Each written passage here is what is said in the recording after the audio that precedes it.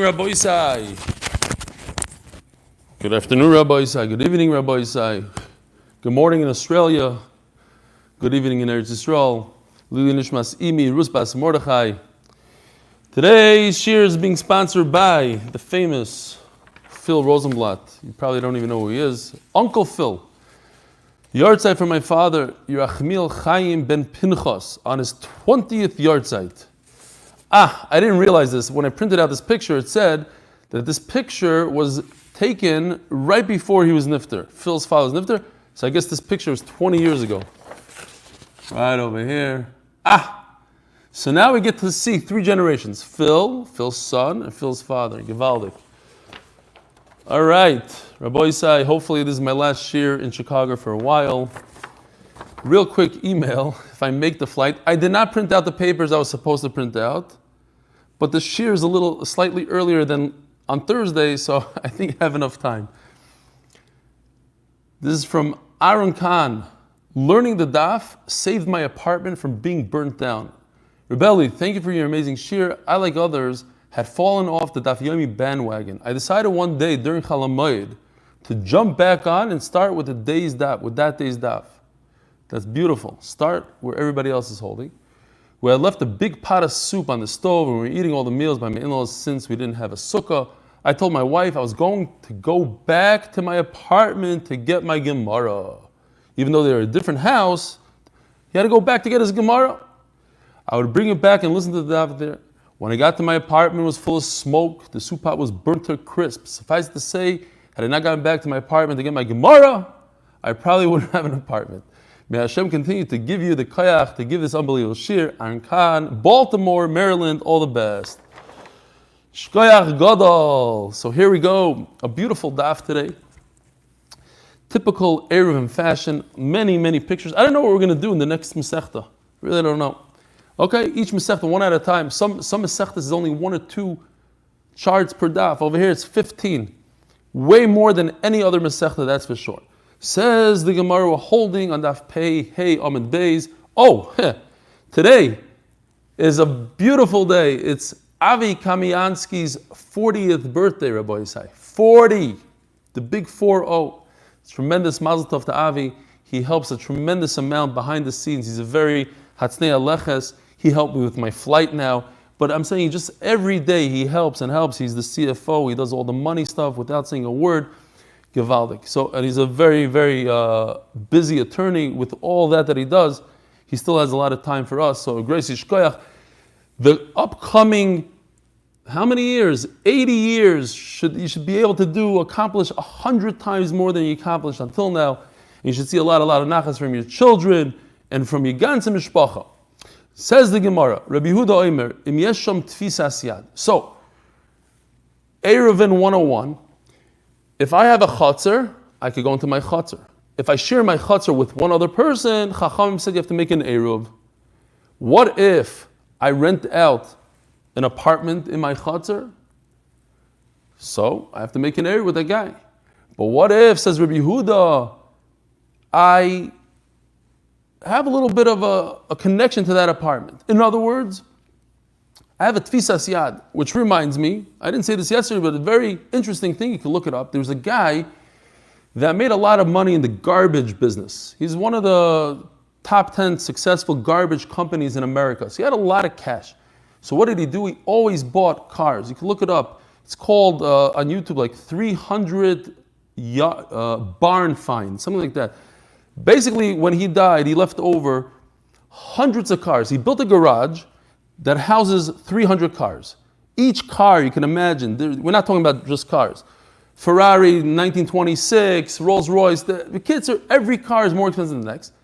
It came to a point where he didn't have where to store these cars. So what he would do was he would buy people's houses next door and he'd put the cars in the garage and then rent out the house.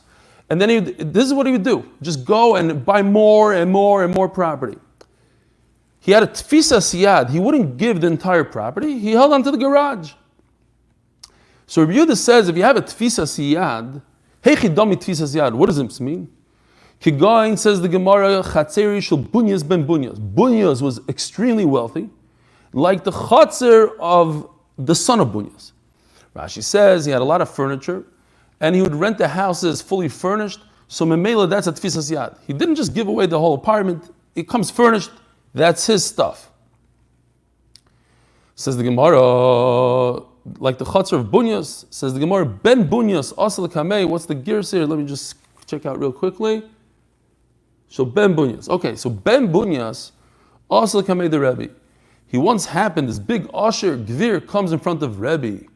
Omar Lahu, so he told everybody, Panu Mokoim Leben Mea Mana. Make room for the guy that's worth 100 mana, or 10,000 dinar, 10,000 zuz. You got to give kavod to the rich guy. Says the Gemara, also in Shachrino, Omar Lahu, and Rebbe says to them, Panu Mokoim Leben Mosai Mana. This guy seems wealthier. Make room for the guy that's worth 20,000 dinar. Omar Lefana Rebbe Shmooze Rebbe Yosi, Rebbe. Aviv Shilzeh Yeshloi, this Ben Bunyas, in other words, his father Bunyas, Yeshloi Elav Sfinos Bayam, he has 1,000 cruise ships. Cruise ships. We're going to go on a cruise Beis Hashem by the Siyum. He has 1,000 of these ships in the ocean. I don't know what they were in those days, but it seems like a ship is a big deal. Ukenegdon Elef Ayores Bayabasha. For each ship that you park in a garage, you need a house.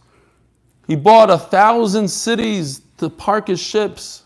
He had those, what are they called? The landing strips, whatever they're called, the docks, or whatever they are. Elef Hayaris by Abasha, he had 1,000 and 1,000. In other words, he had a tremendous amount of money. Over here, the Gemara doesn't use the typical 300, 400, 1,000, it's a lot. Amar Loi, so Rebbe was like, oh, I didn't realize he's that wealthy. And Marloi, when you bump into Bunyas, tell him, what are you sending him in a Macy's suit?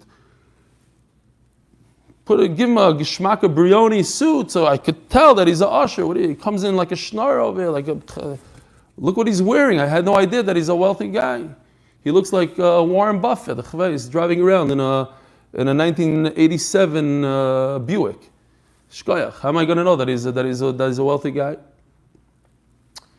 Zog the Gemara. By the way, I have a riddle here. It's not a riddle, but what would you think if anybody here has a son-in-law and a daughter-in-law? What is... Somebody's showing his Buick keys. Oh, I should have known. Smosh Tzvi with the Alta Buick. Avada. Okay, I should have chaved just when I had no idea. He took away the keys. You're still driving around that Camry from the 40s? Avada, okay. Zog the Gemara like this. Not a joke. When I bought my first 2,000 unit property, I showed up with a guy, Norm Schwab.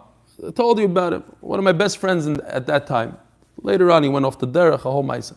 He showed up to the property it was a car right below the Corolla. It's I forgot what it's called. I don't even know if they don't have it anymore. It's below a Corolla. And it was red, but I have a picture of it. It had 4-color red. Like he went to the what do they call it? To the graveyard over there, whatever it's called, and he changed different panels, and he had different reds. He shows up, and the guy comes over to me and says, "This is your partner? This is the guy that's going to buy with you 2,000 apartments? This is the car he drives?" I said, "No, he's a shtickmacher. The guy has Lamborghinis, this, that. This is his car for shtick. Like he bedafka made it red." Okay, fine. Anyway, so I don't even know where we're holding. It says the Gemara, Rebbe mechabed ashirim. So this is a very interesting yisoid. Rebbe would give honor to the wealthy. So there's a yisoid to give honor to the wealthy. People, why should I give him kavod? Rebbe would give him kavod. Rabbi Akiva, Mechabed Hashirim, Rabbi Akiva would also give kavod to Hashirim. I heard from Morius Formus, who's one of the biggest Baalei Tzedakah in Chicago.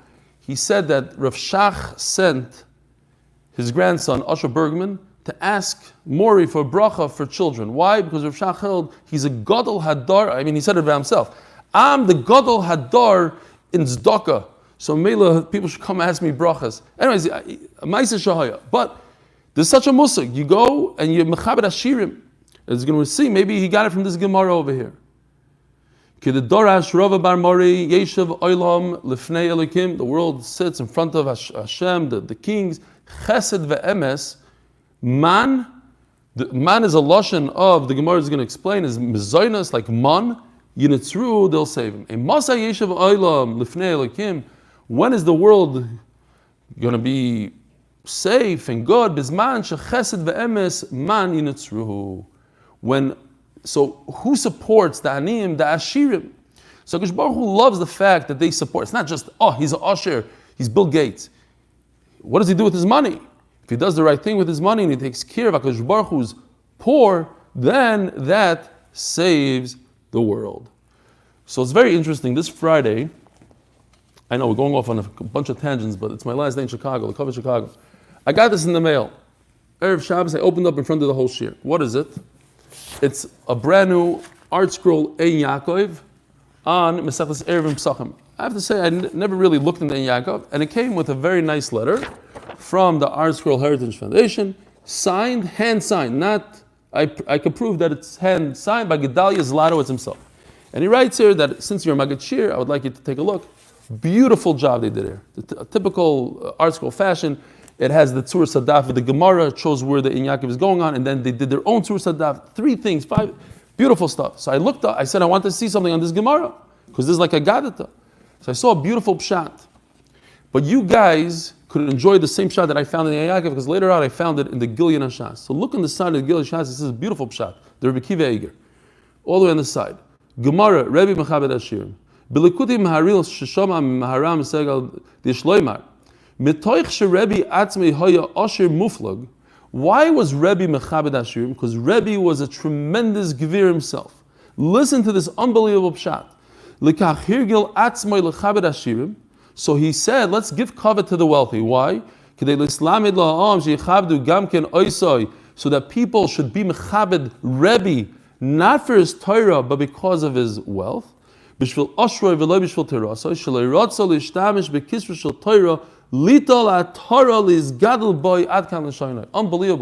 Rebbe didn't want people to give him honor on his Torah, because that's true honor.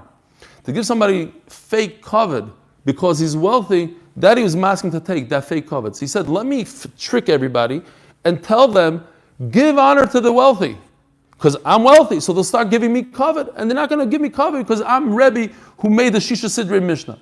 I'm Rebbe, the wealthy guy. That's what the Maril brings down. Zog the Gemara. Now we're jumping right back to Eruvin.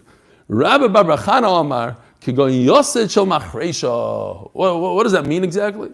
So we know what a Yosed Shel Machresha is from Masechta Shabbos. I'll remind you here. Pulled it out as Masechta Shabbos. It's the knife that plows the ground. This gray item right over here. So not this whole thing, just the actual bit, or whatever you want to call it. So if I store that in the apartment that I'm renting out to somebody else, then I own that apartment, not the guy that's renting it. And the guy that's renting it doesn't ruin it. I don't need to make an error with him.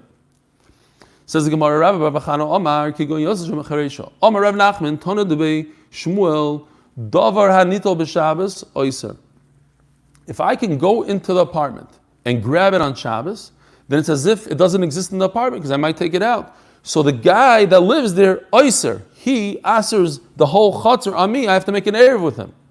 Davar she, you hear how you read it? Davar she eino nitol b'Shabbos. If let's say it's this machresha bit, I cannot touch it on Shabbos. It's muktzah eino Oiser.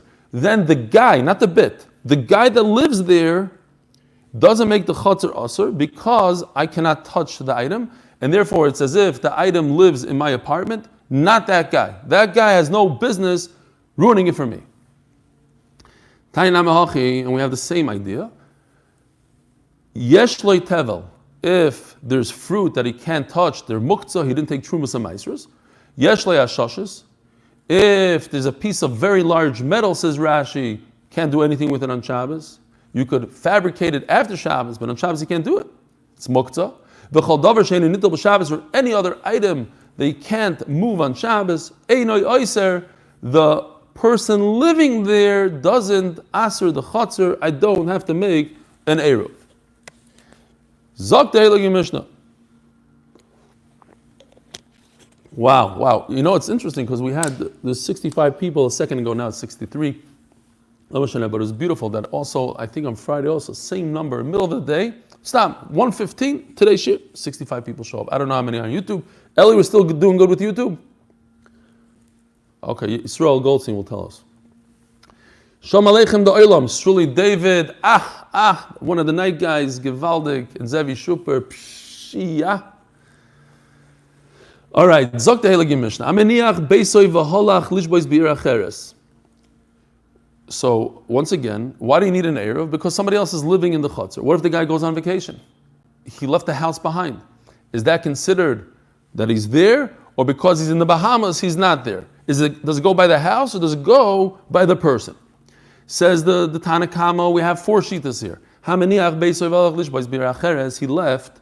Echad nachir v'echad Yisrael. We know a guy asks the chutzner on everybody else. You have to rent the house from him. So it doesn't matter, even if he's a guy or a Jew, hareze oiser. Why? Says Rashi, because we go with the shita, dira beloy balim shmodira. A house that's empty is considered a house, and it ruins if everybody else have to make an Eruv. Rabbi Yehuda oimer, einoy oiser. Rabbi Yehuda says no. Dira beloy balim loy shmodira. A house without a resident, just because the bricks and mortar is not what causes the Eruv, it's the person, and the person is not here, not also. Rabbi Yosi Oimer, Nachri Oiser, Yisrael Eini Oiser. So Rabbi Yosi agrees to Rabbi Yehuda, Loish Madira. A house by itself is not, but the concern is that the person is going to return. He's going to return on Shabbos. Who's going to return on Shabbos? A guy. He could grab an Uber, you can get into a taxi, come back. A Jew is most likely not going to come back, and therefore once he leaves, it's as if he doesn't live in the chutzner anymore for this Shabbos. You don't have to make an Eruv. She'in derech Yisrael lavi b'Shabbos. Reb Shimon oimer. Reb Shimon takes it down to a whole other level. He's very makel. Afilu iniach beisav elach lish etzel bitoy boisayir. Even if he goes to visit his daughter in that city, in that exact city, he didn't leave anywhere. He didn't go on vacation. He just went a couple blocks away. He's eating out by his daughter. Einoi oiser. That's it. He's gone. Why? Shekvar yisiya miliboy. He was like miyayish. He was maktzadaitoi, so to speak. He's not coming back to this house now. He's going to sleep by his daughter's house. The Mishnah says daughter. So is there a nafkamina between how we treat a daughter, or let's call it a son-in-law, who's married to your daughter, versus the way we treat your daughter-in-law? In other words, who do you get along with better, your daughter-in-law or your son-in-law? If you get into a fight with one of them, who do you care about more? That's the shaila here. Very interesting shaila. Amar Rav. Look at this. The whole Gemara is only less than 3 lines. Amar Rav. Halacha Reb Shimon, the most makel, that even if you go to your daughter's house, it's as if you left the chutzner for good. V'dafke bitoy, says the Gemara. Al benoi loy, not your son. Da'amri inche. Oy vey. Listen what the Gemara calls a son-in-law. Novach boch kalva. If a male dog, barks at you, ignore him. Go into his house. Who cares? So your son-in-law yelled at you. Weiter gegangen. Novach boch guryasa. But if a female dog barks at you, oy vavoy. Puk. Get out of there. In other words, certain people are shaking their heads. They know exactly what we're talking about here. When your daughter-in-law gets mad at you, disappear. It's not a good idea to stick around. It's not going to Phil, the sponsor tonight, says it's not true. Is it the opposite or it's the same? It's the opposite. You rather be with a fighting daughter-in-law? Gets her, I don't know. Treat your daughter-in-law as well. Daughter-in-laws control the family. Exactly, but what if you get into a fight with them? The point is, once you cross that line, you got to. It's not a question if you will or you. What if you did? Who is it better to get into a fight with? Who is it easier to get along? If you get into a fight with your son-in-law and he's really mad at you, you could ignore him. You could have cholent in his house because your daughter is in charge of that house. I don't care about the son-in-law. But if you fight with your daughter-in-law, she's going to make your life miserable. She won't let you see the kids for another 10 years. Get out of there. So in other words, what the Gemara is saying here, that if it's your own daughter, you go to your daughter's house, what's the worst that's going to happen? The worst is you're going to get into a fight with your son-in-law. You're not going to go home. He's not going to drive you back to your house. And Mamela, you don't have to make an Eruv.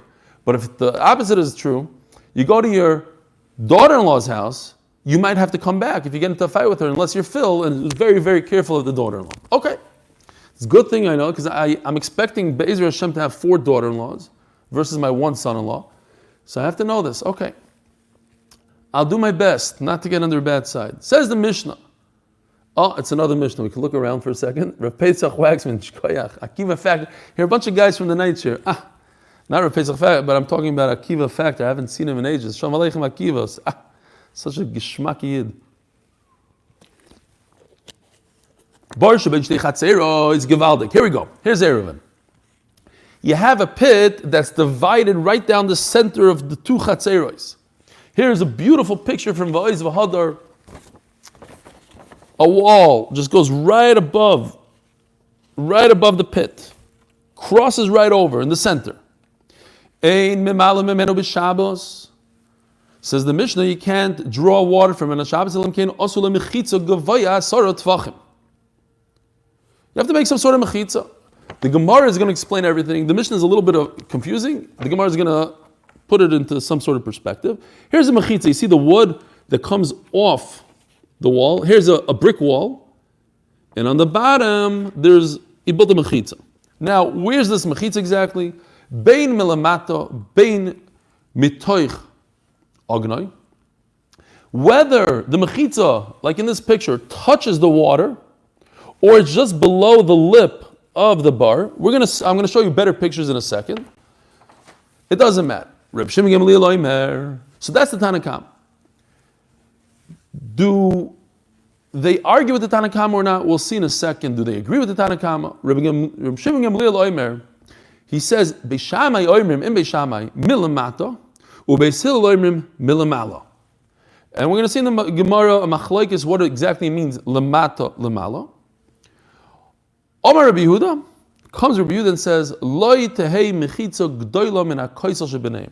Says Rabbi Yehuda, why is this not enough? This brick wall. Why can't I use this brick wall and do some sort of good achas mechitza? There's an invisible mechitza that goes all the way down. Didn't we have something similar the other day, that if you have a porch and you have a hole in the porch, you just build a little box and the box goes all the way down to the water? That's Shitas Rabbi Yehuda. Omer Rav Huna lemato. So basically, we only have three shiurim over here. Says Rav Huna, the first 2. Lemata mamish. Lemala mamish. Lemata, so the words are confusing, but it's very simple. Lemata mamish doesn't mean lemata on the bottom of the pit, like you would think when you read it. Lemata mamish means touching the water. You see in this picture, this mechitza, he puts a mechitza down here. He has to build some sort of mechitza that touches the water. Doesn't even have to go into the water, just touch the top of the water. And so, let's start again. Omar Ravuna, lemata. When Beis Shammai say that the mechitza is down below, they don't mean on the bottom of the pit, which is one shita, that's the only other shear. 1, 2, and the third one is on the bottom. It means that it's touching the water. It's a little confusing because it says lamata mamish, lamata. Lamala, and when Beis Hillel say that it's above, lamala mamish. It means, well, it's below the surface of the pit, the lip of the pit, but it's all the way on top. It's far away from the water, as you can see in this picture. But it's below the oigen, below the lip of the pit. V'zeh, and the Gemara finishes off. V'zeh, both Beis Shammai and Beis Hillel, babar, look, even Beis Hillel who says it's above the water, it's within the pit. V'Rav Yehuda Amar, comes Rav Yehuda, another shita, not this one, this one. He just slides it down. Now what? Beis Hillel, who say it's above, they become Beis Shammai, who say it touches. So according to Rav Yehuda, Beis Hillel and Beis Shammai say the same thing. Beis Hillel of Rav Yehuda is Beis Shammai of Rav Huna. Okay, it's this guy. The mechitza that touches the water. And now we go to the third shita, the third shear, which is it's actually touching the floor. Rav Yehuda Omar, lemato. In other words, Rav Yehuda says lemalo and lemato. So if we go back to the first, let's go to Rav Huna to explain one small nekuda that I missed. Lemata and lemala is referring to the pit. On top of the pit and the bottom of the pit, where the water starts. Rav Yehuda says no, lemala and lemata is referring to the water. On the bottom of the water, like this, like so, it's all the way in the bottom. You see, it's touching the floor. It's actually, it's in the ground, on the bottom of the pit, this mechitza. And Beis Hillel say, no, lemala of the water, not lemala of the pit. So therefore, Beis Hillel have to slide down to what we said before is Beis Shammai shita. Okay. Lemata mana mayim, lemala mana mayim. Omalei Rabba barav chonon la'abayo, as Rabba to Abayo, hodom Rav Yehuda lemata mina mayim. This Rav Yehuda says that it's touching the water, let's say. Maishna lemata mamish. Why is it that when it touches the water, deloi, it's no good? I'm sorry. So going according to this, that lemata means mamish. Now we have to say lemata means mamish. It's actually in the bottom of the floor. That's what Beis Shammai says. It's all the way in the bottom. But what? But this shita of Beis Hillel, Beis Shammai won't agree to. That if the mechitza touches the water, no good. Why no good? So let's think logically. What is this accomplishing? Zero. The water mixes in. What's happening? I live on the right side, you live on the left side. My pail is going to go to the left side and grab water from your side. I need to make some sort of mechitza. So I need to make a mechitza. Because the water is going to mix in. At the end of the day, even if it's all the way in the bottom, the water gets mixed in. And Taisus points out, and we had this idea before, even if you were to make a metal mechitza right down the middle, we know how water acts. You can't stop water from coming in and mixing into the other side. Yet, it would be okay. Why? Because I'm making a nice hecker. I'm saying, don't take from the other side. The water is going to move to my side. That's not my problem. I'm careful to take from my side. But asks Rabbah, at the end of the day, why does Beis Shammai say it has to be all the way in the bottom? If we're only talking about heker, let it touch the water. That's enough. We're not talking about physically separating Ruvain's water from Shimon's water. It's impossible to separate water. You'd have to go through who knows what to make a real separation of water in a pit. Elamai, you just want to make a heker. So why is this not enough a heker? Says the Gemara, I see that you didn't hear what Rav Yehuda said.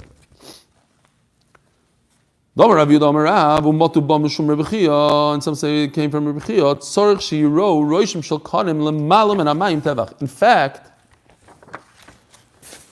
what Rav Yehuda was saying in the shita of Beis Shammai and Beis Hillel is as follows. Let's talk about Beis Shammai for now. Beis Shammai say that this mechitza is all the way down on the ground of the bottom of the pit.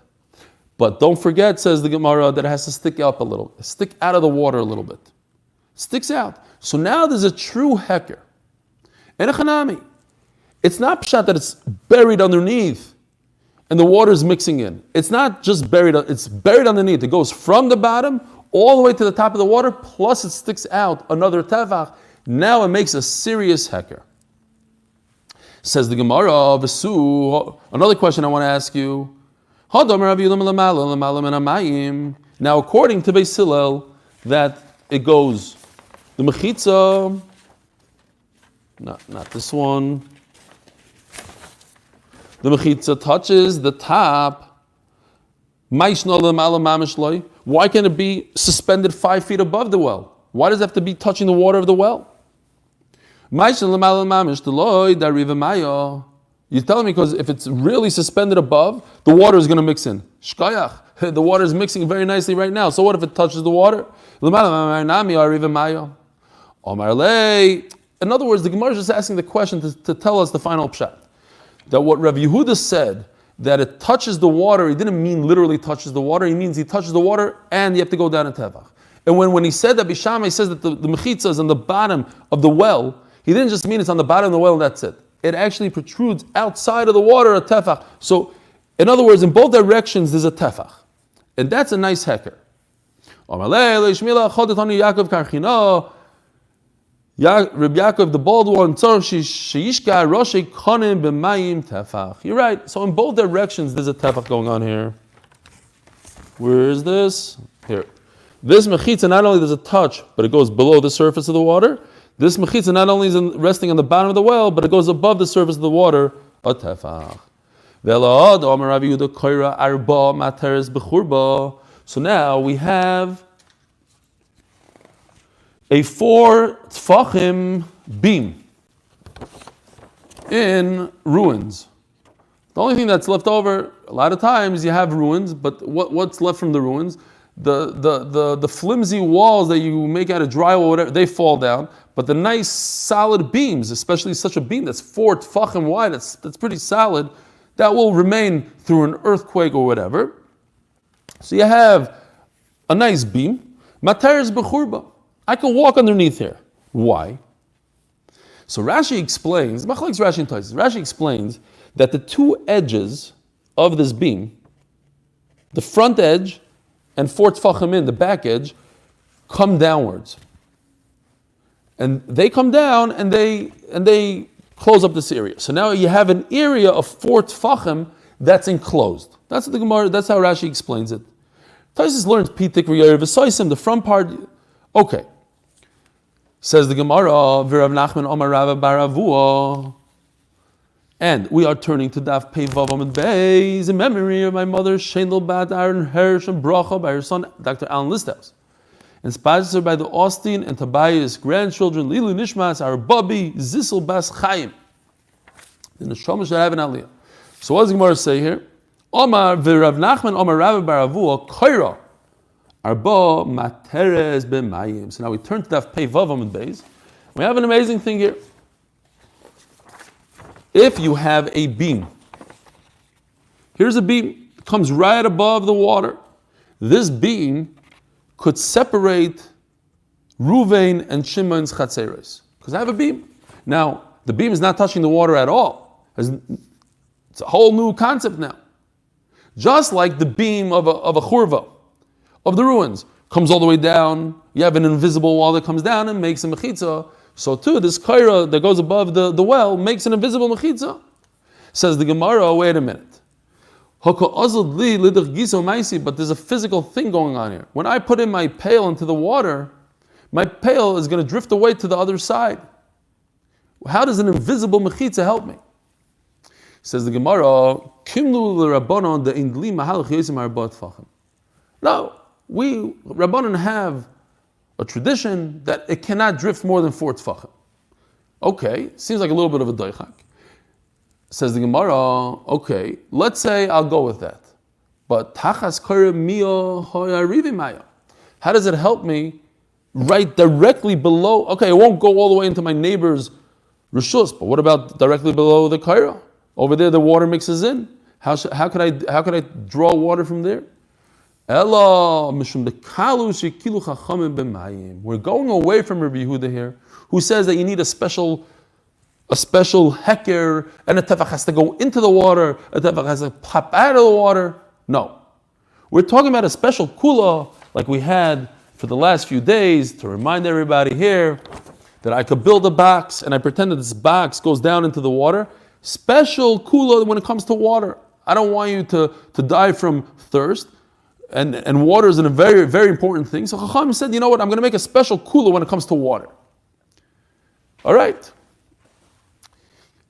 Says the Gemara, it's similar to the Baimene Rabbi Tavla Merav. Rabbi Tavla asked Rav, Mechitzat Luya, Mao Shetata Bechurva. I think I printed out a picture, even though it wasn't so necessary, but it's slightly different, this picture. So here you have ruins. And here you have an entire wall that's suspended. The bottom part, as you can see how they depict it beautifully, the bricks fell off the bottom. Okay, here. Can I carry with inside the churva? Similar to the shaila we had before of just one beam, and over there we said, Pi tikir yarev saisim, or the chud is saisim. Amalei ein mechitza tluya materes elo b'mayim. This is a special halacha of being matir water. Kalu shekilu chachamim b'mayim, says Rav. It's only a halacha about water. Now, what about what we had a number of times in a famous sugi and sukkah? So that we'll see. Amar Rabbi Yehuda lo yitei mechitza. Amar Rabbi Chana. Amar Rabbi Yochanan. Rabbi Yehuda b'shitas Rabbi Yosi Amara. Rabbi Yehuda, who says, let's go back to Rabbi Yehuda. Let's see if I can find him.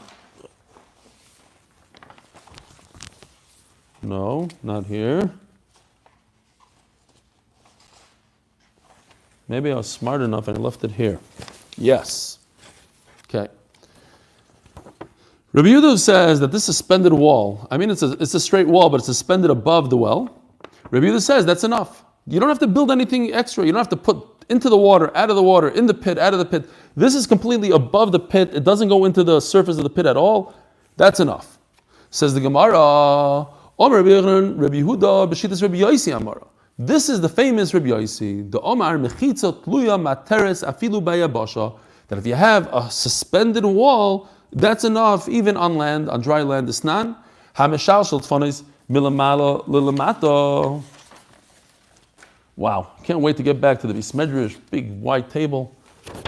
Here, a guy started building a wall from top to bottom, and he ran out of material when he got to like more than 3 tfachim above the ground.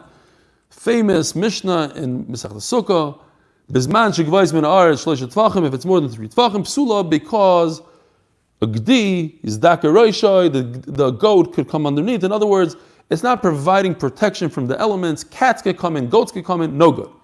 But what if it went from reverse? There's actually a picture if you want to see what it looks like. You started building from the bottom up, and then you got stuck.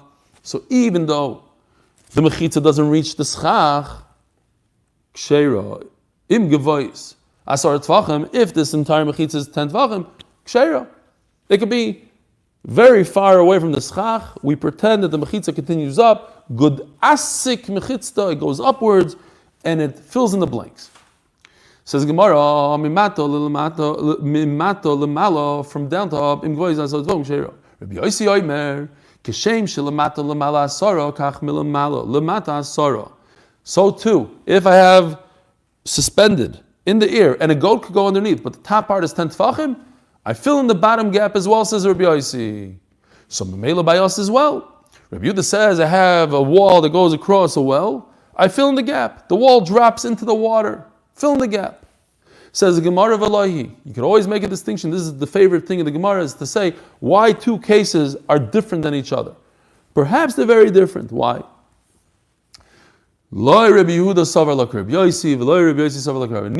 case of a wall above a well is very different than the case of a sukkah. Why? Rabbi Yehuda said a special kula, when you have a wall that runs above the well, we pretend it goes into the well because the whole idea of Eruvin is only the Rabbanan. The Torah tells you have to sit in a sukkah, you have to eat in a sukkah, you must sleep in a sukkah. So I need to have proper halachic walls. I have to have proper deraisa walls. And pretending that a wall goes down to the bottom when the goats could come in, that's not a good thing. Now, yeah, we have the concepts of lavud, anything that's halacha mishum sina, fine. But this new idea of bringing down a wall that's 10 tefachim, bringing it all the way down, no. And v'loy Rabbi Yosi savalak Rabbi Yehuda at kan loy kama Rabbi Yosi ela besukkah the Yisrael aseyu.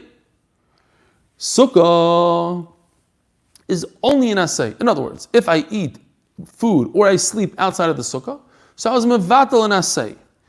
Nobody's going to punish me with a death punishment, with a death penalty. Aval Shabbos the Isser Skilahu, but Shabbos, which is Isser Derais, and I get Skila, I could be punished by death. Lo Yomar, it's much more chomer. So yesterday, I was hacking a chinik. I threw in what I was supposed to say here. I threw in yesterday because it was in the same part of the daf. I got confused. Rashi over here sticks in smack in the middle of the daf. Called the talking Rabbanon came there rise the talking. So over here, Rashi asks the obvious question: what is going on here? So we're talking about Eruvin. Eruv is only a chiyuv midrabanan. So if a person doesn't do an Eruv, there's no skila. So if there's no skila, why should I be machmer in Shabbos? It's only the Rabbanan Chumrah. Says Rashi called the Takun Rabbanan, but Rabbanan, when they made the Takun of Eruv, they did it with the Deraisa Halachas. You're right. If you're over on the Eruv, nothing will happen to you. You're not going to get the death penalty. It's actually less than eating outside of a sukkah. But when they established their Eruv, they established it with the halachas of the rice. In other words, let's make proper the rice walls, not, shaky walls that are suspended and etc. Vim toimar oisoi ma'isa shenasa b'tzipori. Oh, the geschmack ma'isa coming up, an Eruv ma'isa. There's a ma'isa that there's an Eruv and a chotzer. No. This is a pretty interesting story. Ma'isa Shana, we're going to get to it in a second. Ma'isa Shanasa b'tzipori al pi minasa. Now, how can you say that Rabbi Yosi doesn't agree to this? There was a story in Tzipori. Says the Gemara, I'll tell you, before I tell you the story, I'm going to tell you, Lo al pi Rabbi Yosi, el al pi Rabbi Shmuel, bi Rabbi Yosi nasa. It happened with his son, Rabbi Shmuel, not with Rabbi Yosi. Big difference, because Rabbi Yosi is halacha l'maisa. We know nimukai imai. Whatever he says goes. Rabbi Shmuel, not so much. Okay. What happened? The Chi'asur of Dimi Omar. Terrible story. They forgot to bring a Sefer Torah to the shul. They thought it's in the safe. They opened up the safe. Oops, no Sefer Torah. We forgot to prepare. L'machar. So what they do? Parsu Sadin Ala Amudim. So according to the Marsha, he takes out the word achas and he puts in echad instead of achar. Instead of another chatzar, he says echad. Okay, big nafkamina. Are we talking about two chatzeris, one chatzer? Let's go with the Marsha. That we're talking about one chatzer. Okay? In other words, the shul and the house that the Sefer Torah is in the same chatzer. Just they forgot to make an Eruv there. So what did they do? L'machar parsu sodan ala amudim. So they put out sheets from one beam to another beam. But these sheets weren't very large, so they were tali ba'aver. This is our sugya. They were hanging. And yet they use these sheets to make a mechitza. And they use these mechitzas. First of all, ask the Gemara, Parsul l'chatchil mishari. How could you spread out a sheet on Shabbos and make an oil? If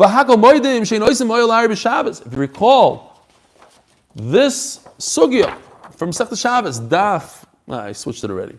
In the Kuf somewhere, Kuf Lama, what? The shutters. Everybody agrees, even if you could put a shutter in a window, that's because there's already a wall and it's a shvacha ma'isa. But to establish a new wall, everybody agrees you can't do it on Shabbos. You can't build a new wall made out of sheets. Zok the Gemara, and the final picture for today. Here, this picture shows you a little bit what happened. I just added the blue because I couldn't really see the white. Maybe when it's blown up you can see. But here's the shul, here's the house. And they went right through here. How did they do it? Because now people can't get in, says Rashi. It's like a mavui. It's closed off from side to side. And if you say Rashi's talking about two chatzeros, so just pretend this is a chatzer and this is a chatzer and they made something. But the Gemara says they didn't do this on Shabbos. They found there's some sort of mechitza going on here from before Shabbos. What they did is they carried through these sheets, even though there's no eruv in the chatzer. That was the big chiddush that they allowed it to happen. Rabbi Isai, wish me luck to make my flight. Have a wonderful, wonderful day. I'll see you Be'ezer Hashem from Eretz Yisrael tomorrow. Sei gesund.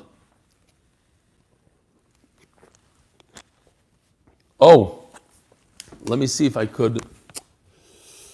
How do I do this? Am I in charge? Who's in charge here?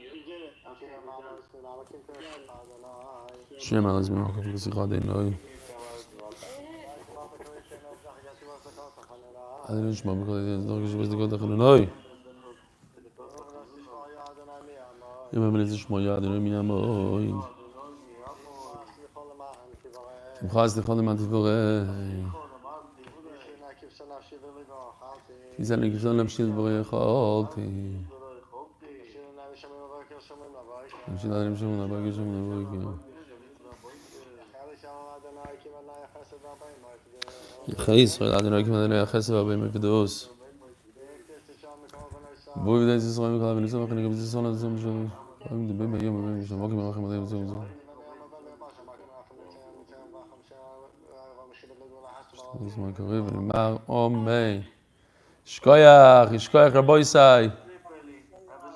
Shkoyach, Yehuda Nelson, it's great to see you.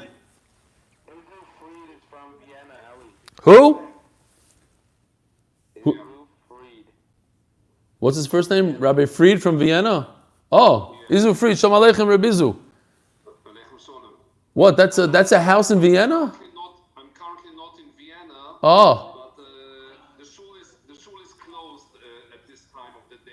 It is open during the week, but it's closed. So where are you now? Where are you located now? Where? Madrid. Oh, Madrid. Psh. Also an exotic place. Welcome aboard. Shalom Aleichem. I usually follow on YouTube. Givaldik. Shkoyach, it's great to see your face. It's great to see your face. Yes, it is.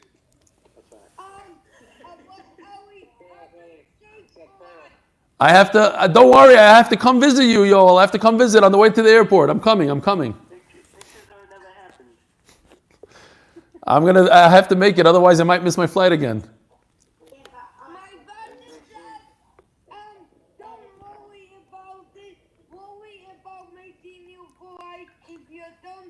I'm worried about making my flight.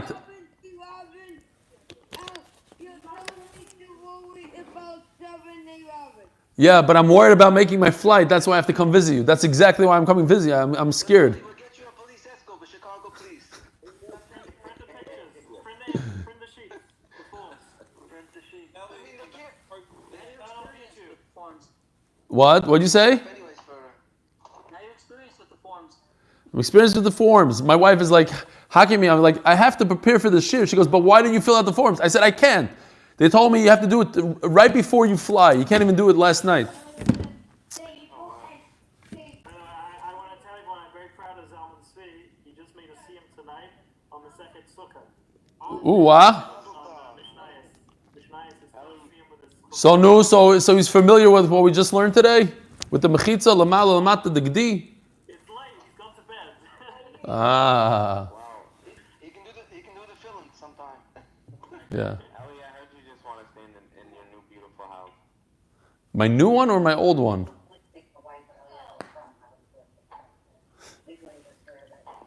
All right, Rabbi Isai. I'm going to go. Sei gesund. It's great to see everybody. I'll let you know. I'll send pictures from the flight.